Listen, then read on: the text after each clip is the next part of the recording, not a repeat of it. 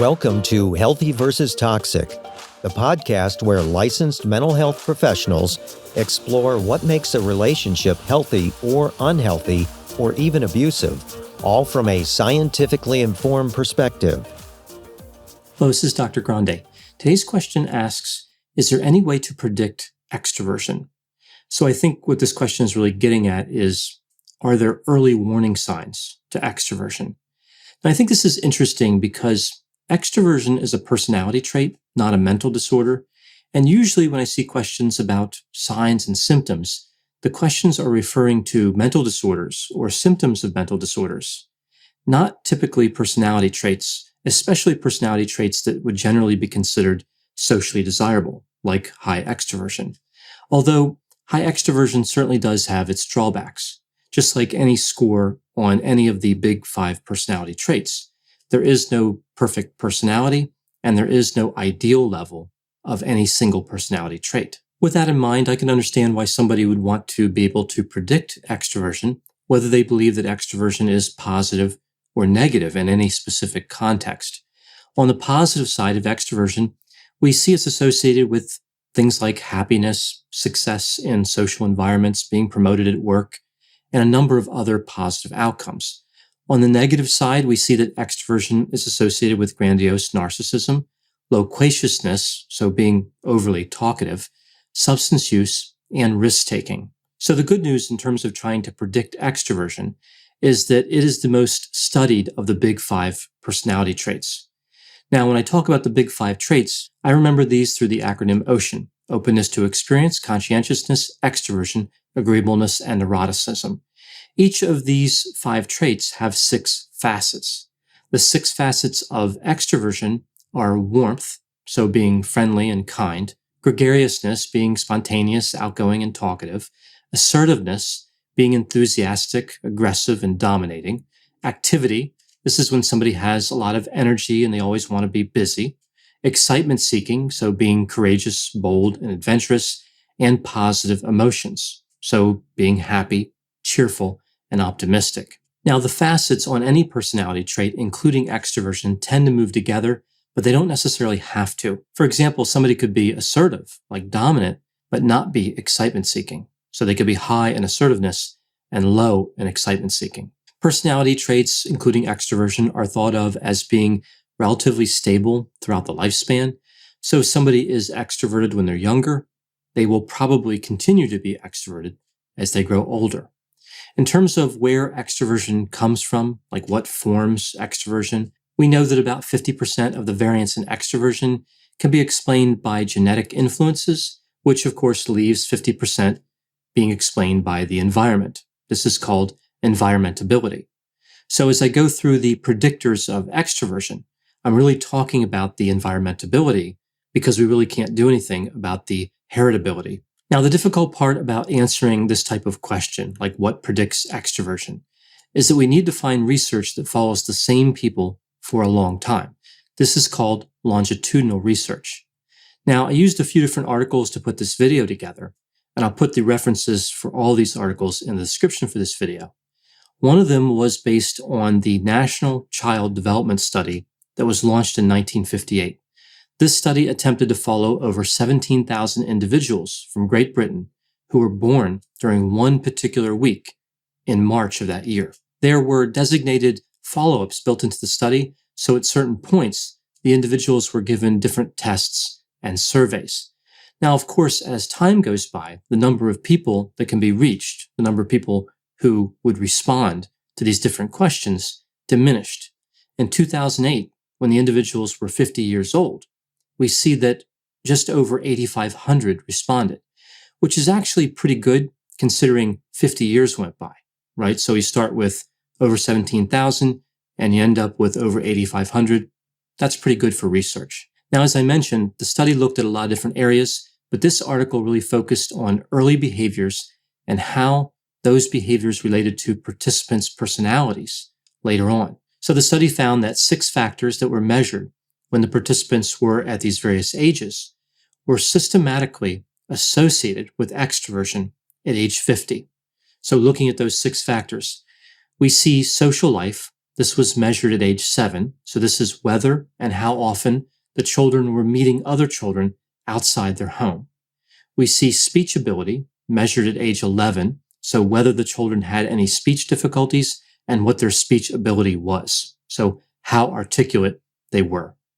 Then we see the frequency of participation in parties during the teenage years. This was measured at age 16, and also measured at this age was the frequency of participation in sports. Then we see optimism measured at age 33.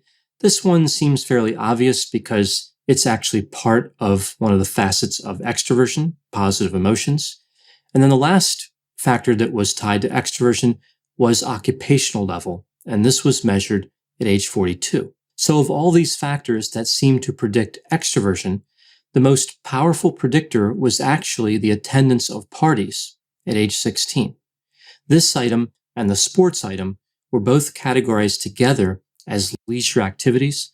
And what's interesting here is how both predict extroversion but diverge regarding other items.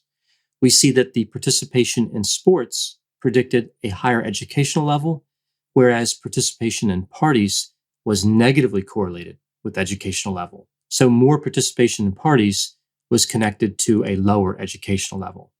So outside of these factors, does anything else predict extroversion? We see another study on extroversion that I really found fascinating. It dealt with color preference and extroversion. For many years, researchers have studied color preference and linked it to different constructs. And a lot of the time they do this by talking about the categories of colors. For example, we know that people tend to like the color blue more than any other color. Then we move to green and red. The least favorite colors are yellow and brown, which makes me wonder if I should consider a different color shirt every now and then, but that's another story. So this particular study really didn't look at the colors categorically, right? So even though that's a popular way to do it, they really didn't do it that way. Now, categorical colors are called dimensions of hue, H-U-E. This study looked at other constructs around color called chroma and lightness. So chroma is sometimes thought of as saturation or intensity. It's referred to as the colorfulness of an object. And lightness is how bright an object is, so the amount of light coming from that object. The argument here, of course, is that any given hue can have a wide range of appearances based on chroma and lightness. A great example of this that was given in the article would be a comparison of olives, limes, and emeralds. They're all green, but they look quite different. Emeralds are more vibrant than olives. They have higher chroma. Limes are lighter than emeralds. They have higher lightness. So all this is very interesting, but you may be wondering, what does all this have to do with extroversion in the first place? Most people can agree that hue, chroma, and lightness are different aspects of color, but does that matter in terms of personality? Well, the theory here is based on what's called cortical arousal, a theory that extroversion and color is connected. So extroverts seek out and have a higher tolerance for high-intensity sensory stimuli. We see this demonstrated in terms of auditory factors as well, so sounds. Extroverts are not only less sensitive to white noise, television, and music, but they actively seek out noisy environments. Introverts are, of course, highly sensitive to those sounds and don't seek out noisy environments. They actively avoid those environments. As an introvert, I get tired just thinking about moving toward a noisy environment. Now, moving back to the visual factors, we know that extroverts have a higher tolerance for lights. So in taking this with all the other things I talked about here, it really makes sense that they may have certain preferences for color intensity. Now, what this article found was that extroversion is related to color preferences along the chroma dimension. The higher the extroversion, the stronger the preference for high chroma colors. Now, interestingly, higher scores of extroversion did not predict decreased liking of low chroma colors. So extroverts like high chroma colors, but they don't dislike low chroma colors. So other than cortical arousal, are there any other reasons why extroverts would like high chroma colors? Well, we're not really sure, but one theory is that they find these colors to be consistent with their personality as it's described verbally. These colors are often described as intense, loud, vibrant, and bold, which of course is how many people would describe those high in extroversion. So what can we learn from all these factors that seem to predict extroversion? Well, if you know an articulate individual who, as a teenager, drove their laser blue Corvette from soccer practice to noisy parties while wearing a neon green shirt and flame orange pants, and a few years later they maintained a high level of optimism while working in a kaleidoscope factory and moonlighting as a disco ball designer, you may want to consider the possibility that when they reach age 50, they will probably score high in extroversion. Thanks for listening. This has been a production of Ars Longa Media. The executive producer is Dr. Patrick Beeman. For more content, please visit our website at arslonga.media. To leave feedback or suggestions, send an email to info@arslonga.media. To find more content from Dr. Grande, including a link to his YouTube channel and his other Ars Longa podcasts, visit our website at arslonga.media. This podcast is intended for informational purposes only and should not be construed as medical or mental health advice. Ars Longa, Vita Brevis.